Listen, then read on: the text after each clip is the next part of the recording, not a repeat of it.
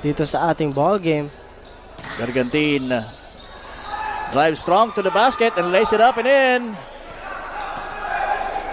And now, pasa kay Bersales sa loob at Bergantin with the handle. To Clemente. Clemente will fire another one and hit it! So ito, medyo naka-man-zone dito itong mga taga Palanas. Ayan naman ang mga galawan at ito, yung nasa loob partner, ito yung starters ng team Katayngan.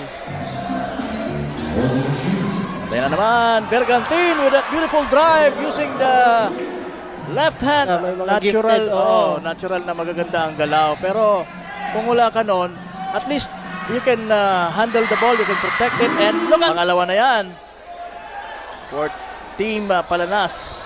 Clemente once again, open for three! The ball, dapat may talagang tumatakbo na dito sa baba. Kasi minsan di nakakababa itong mga taga-Katayngan dito partner.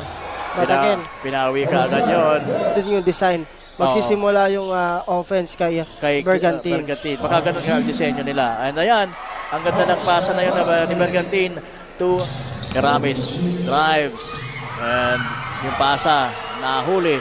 Itong si Bergantin. Bergantin, that's a nice behind. Bergantin ang bola. Inaabangan na siya ngayon ni Espina. Lumusot. Alaohoy na tira. Ano ba naman yan? Lumusot. Alaohoy na tira. Ano ba naman yan? Pasok na pasok! Green card para sa galing sa kanyang coach. Sige lang, laruin mo lang yung laro mo.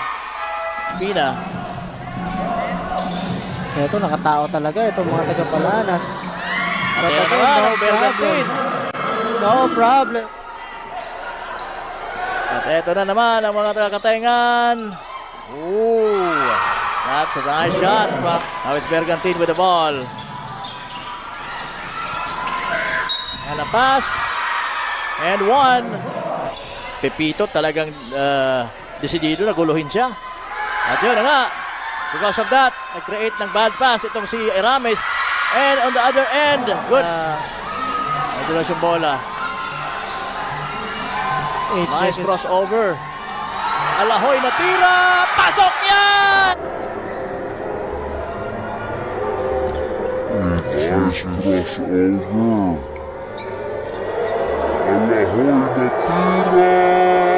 Pasok yan! What a play by Ruel Bergantin!